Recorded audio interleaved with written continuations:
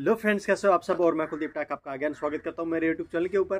और जैसा कि मैंने पिछली वीडियो के अंदर आपको बताया था कि ये कुछ क्रैशेस की वीडियो है, आप मुझे कमेंट कीजिएगा और पर्सनली मैसेज कीजिएगा कि ये क्रैशेस क्यों हुए। तो एक आध के रिप्लाई आए थे, वो मैं आपको स्क्रीनशॉट दिखा दूंगा वीडियो के एंड में। एंड हाँ, तो अब मैं आपको क्रैशेस के बारे में बताने जा रहा हूँ। तो चलिए शुरू करते हैं पहली वीडियो से।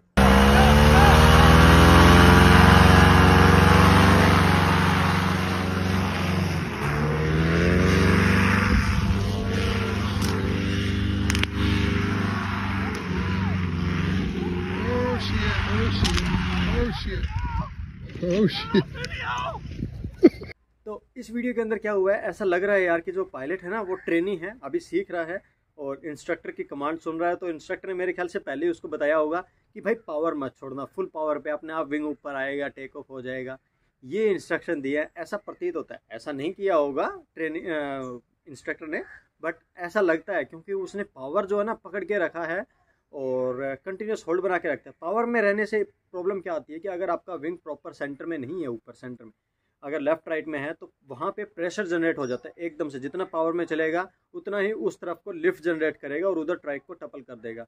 पायलट करेक्शन कर रहा है लेकिन फुल पावर के अंदर कर रहा है। अगर पावर रिलीज करके एक बार करेक्शन करता, सेंटर में लेके आता और फिर टेक ऑफ करता, आसानी से हो जाता। ये क्या है, विंग को कभी उधर ऐसे करते करते और लास्ट में जब तक क्रैश नहीं हो गया तब तक भाई ने पावर छोड़ी नहीं। और मेरे ख्याल से उसने एंड में भी नहीं छोड़ी, इंजन ही बंद हो गया होगा। तो ऐसा करने से पहले अगर आपका इंस्ट्रक्टर पास में नहीं है और अगर आप या फिर सेल्फ ट्रेनिंग कर रहे हैं, तो मेक श्योर कि आपका जो थ्रोटल के ऊपर रिस्पॉन्स है ना वो प्रॉपर होना चाहिए।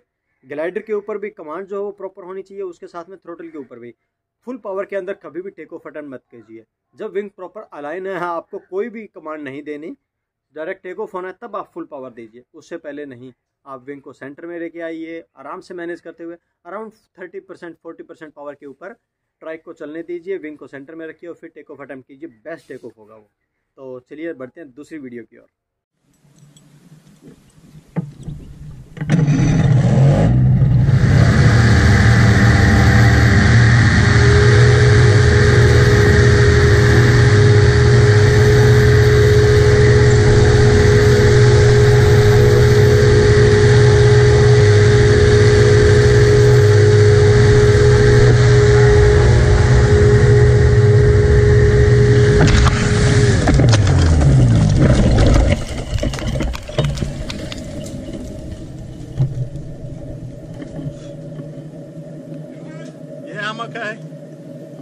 तो फ्रेंड्स, इस वीडियो के अंदर क्या हुआ है कि जो पायलट है, जो अंकल फ्लाइंग कर रहे हैं, भाई काफ़ी तजुर्बा होगा उनको फ्लाइंग का।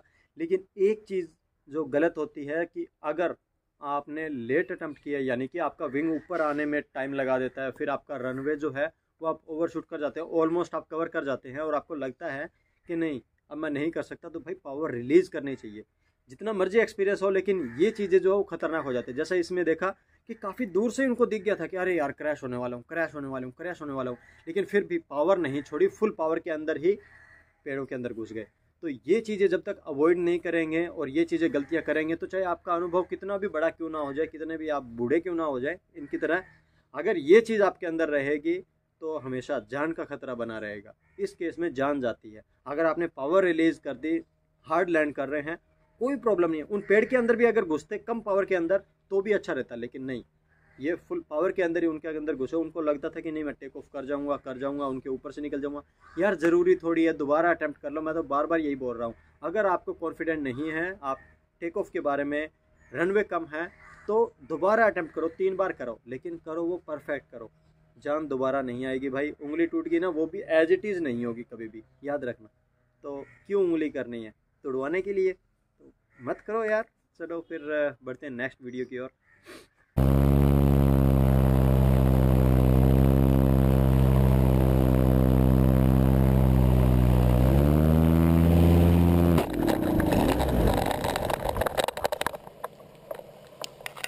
अब इस वीडियो के अंदर क्या हुआ है कि जो पायलट है वो लो फ्लाइंग कर रहे हैं और ऐसे हॉबी फ्लायर्स हैं, सामने एक और पैरामोटर उड़ रहा है।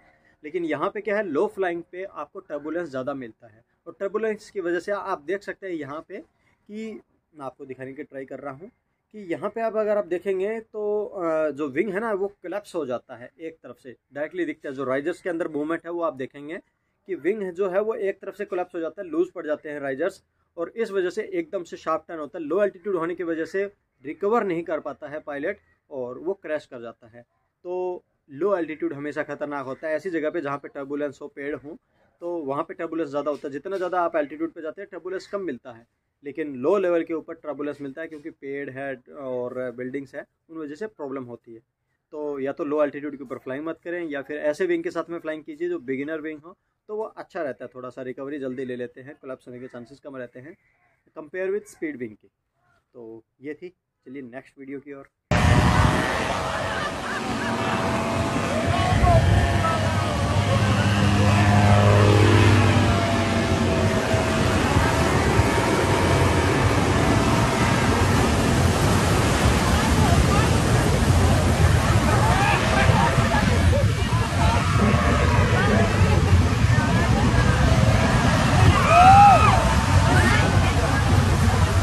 इस वीडियो के अंदर क्या है, जो पायलट है ना वो यार ओवर कॉन्फिडेंट तो है, लेकिन हाँ यार काफ़ी हद तक उसने अच्छा परफॉर्म किया है, देख सकते हैं, और काफ़ी अच्छा एक्सपीरियंस पायलट है।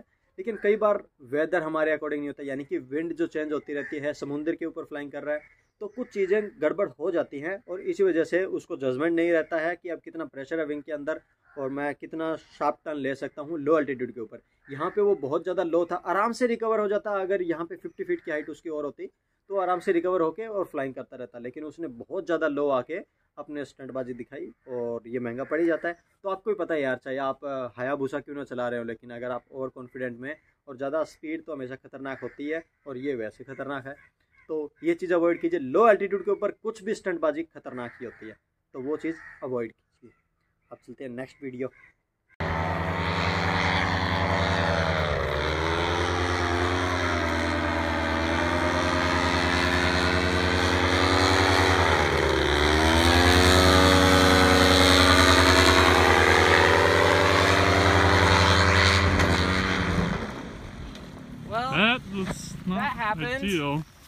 इसके अंदर क्या है कि जो पायलट है वो ट्रेनिंग है, ऑफ कोर्स वो ट्रेनिंग ले रहा है, लेकिन जैसे क्यों ट्रेनिंग का क्यों पता चलता है, क्योंकि जो इन एयर में उसके कमांड है ना वो भी ऐसे झुलाते हुए लेके आ रहा है, पेंडुलम बन रहा है विंग के अंदर, तो उससे पता चल जाता है कि ट्रेनिंग नया है।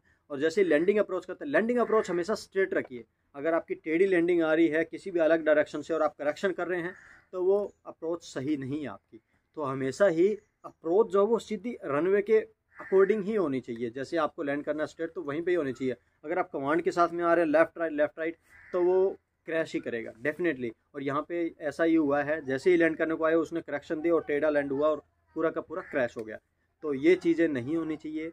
ट्रेनी है तो प्लीज़ अटेम्प्ट दोबारा कीजिए। लैंड नहीं हो पाया है तो go around and again approach कीजिए, अगेन जब तक परफेक्ट नहीं हो जाता है। इसी से आपकी स्किल इंप्रूव होगी। और अगर क्रैश करते रहे ऐसे ही तो भले ही आप बच सकते हैं, लेकिन एक दिन के लिए 2 दिन के लिए, हमेशा के लिए नहीं बचेंगे। तो अप्रोच हमेशा स्ट्रेट रहनी चाहिए। टेक ऑफ और लैंडिंग में कोई कमांड की ज़रूरत नहीं होती। जब आप फुल पावर के अंदर आ रहे हैं टेक ऑफ के अंदर, और लैंडिंग में जब आपने पावर छोड़ दिया तो भी करेक्शन नहीं, बस स्ट्रेट आ रहा है विंग और लैंड होने दीजिए। फ्लेयर्स देना होता है और कुछ नहीं।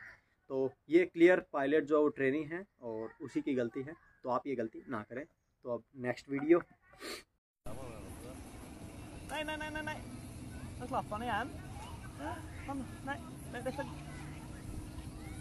Så treffer Canopy nå, så er det... Han henger fast. Ah! Oh my god. इस वीडियो के अंदर क्या है, जो पायलट है वो काफ़ी एक्सपीरियंस्ड है और मेरे ख्याल से बेस्ट जंपर है वो, यानी कि स्काई डाइवर है। और उसने किया क्या है कि ऊपर हाई एल्टीट्यूड पे अपना विंग से जो है वो इजेक्ट कर लिया उसने, यानी कि रिलीज़ कर दिया अपने विंग को, और रिजर्व पैराशूट उसने डिप्लॉय किया। लेकिन रिजर्व पैराशूट में भी यार टाइम लगता है। उसने इतना लो एल्टीट्यूड पे किया कि रिजर्व पैराशूट जब तक ओपन हुआ, डिप्लॉय हुआ, तब तक वो टकरा गया। लेकिन हाँ, थोड़ा इम्पैक्ट कम आ गया। रिजर्व ओपन हो चुका था, लेकिन जस्ट की बहुत टच हुआ और ओपन हुआ, तो थोड़ा सा इम्पैक्ट कम आया। लेकिन हाँ, इसमें चोट लगी है। तो लो एल्टीट्यूड के ऊपर, जैसे मैंने पूरी वीडियो के अंदर बताया है, चीज़ें खतरनाक होती हैं जो भी आप करते हैं। और आज नहीं तो कल यार ये चीज़ें हैं। और ये पायलट जो आप देख रहे हैं ना वो वेल एक्सपीरियंस्ड है। ऐसा नहीं है कि ट्रेनी है हर कोई तभी ऐसा हो रहा है, नहीं। वो आपकी करतूतें जो है ना, जो आप करते हैं, वो आपको इफेक्ट डालते हैं। चाहे लाइफ के किसी भी एंड पे क्यों ना पहुंच गए हो आप, तब भी अगर आप ऐसी गलतियां करते हैं तो लाजमी है कि कुछ ना कुछ गलत होगा।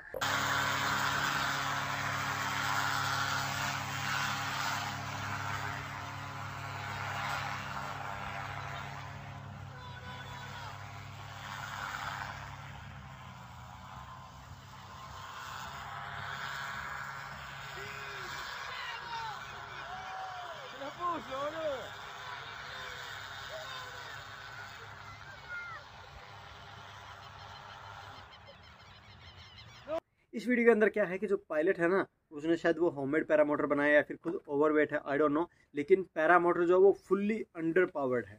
और मेरे ख्याल से यार जो बंदा भी है ना वो भी नया ही है, जो पायलट है वो, क्योंकि उसको 1 अटैम्प्ट 2 अटैम्प्ट 3 अटैम्प्ट में सीख जाना चाहिए कि नहीं पावर इतनी नहीं आ रही है, मुझे अटैम्प्ट नहीं करना चाहिए। फिर भी चलो जिद्दी होते हैं तो भाई सामने बिल्डिंग तो नज़र आ रही है, उसके ऊपर स्पाइडरमैन की तरह चिपकना ज़रूरी नहीं है, लेकिन भाई तो जाके आराम से चिपक गया उसके ऊपर।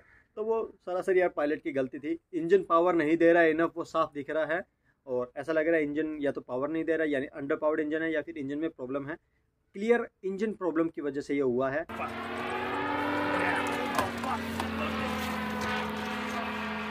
Yes, that's not.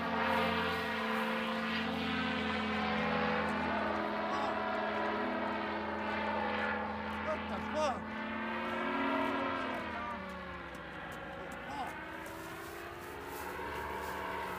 You better call 911.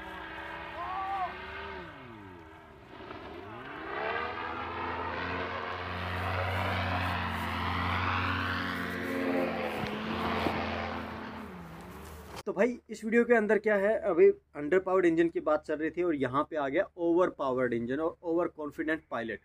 यहाँ पे दोनों चीज़ें क्लियर है यार।